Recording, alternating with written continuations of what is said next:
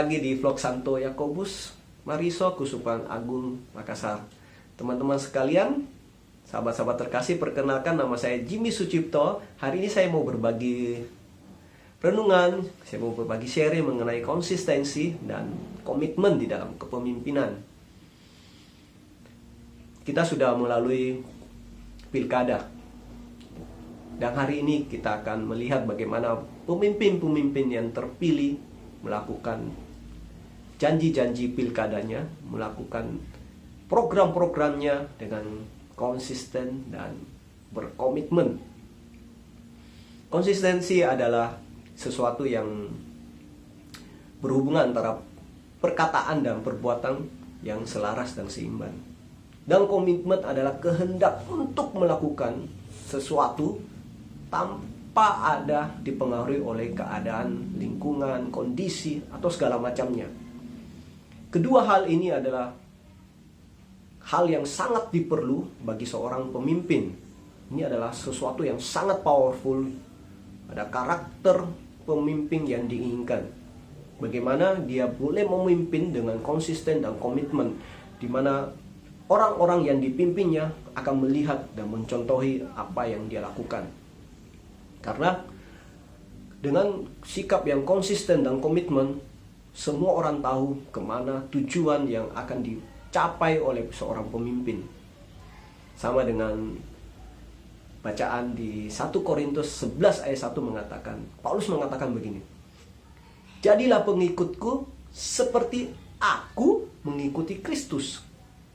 Jadi Paulus mau mengatakan bahwa saya ini adalah pengikut Kristus, di mana kepemimpinan Kristus adalah yang saya teladani.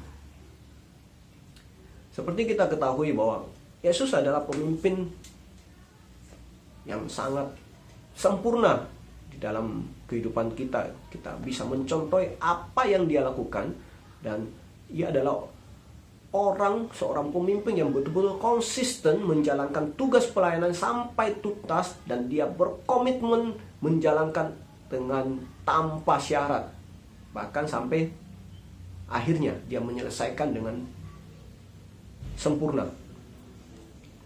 Jadi saya mau berbagi begini 3 hal. Seorang pemimpin, dia membutuhkan konsisten dan komitmen dalam menjalankan. Bagaimana kita bisa mencapai hal tersebut? Bagaimana kita bisa menjalankan konsistensi dan komitmen dalam kepemimpinan? Ada 3 hal yang saya mau bagikan. Yang pertama adalah hubungan antara dengan pemimpin dengan Tuhan. Saya tidak berbicara tentang kepemimpinan di dunia, tapi saya berbicara tentang kepemimpinan dalam Kristen. Hal yang pertama adalah yang kita mau capai adalah bagaimana kita punya hubungan yang dekat sama Tuhan. Karena hubungan dengan Tuhan lah yang membuat seorang pemimpin mampu melakukan dengan konsisten, dengan komitmen segala apa yang ditugaskan kepadanya. Karena hanya Tuhanlah yang sempurna, hanya Tuhan yang memampukan pemimpin dalam menjalankan hal tersebut. Yang kedua, hikmat. Seorang pemimpin membutuhkan hikmat, di mana ia membutuhkan skill, dia mempunyai keterampilan dan talenta yang harus dia kembangkan. Jadi, dia harus terus belajar menjadi seorang yang terus berhikmat, mengembangkan setiap talenta, skill yang dia miliki dalam menjalankan konsistensi dan komitmen di dalam kepemimpinannya. Hal yang ketiga adalah iman.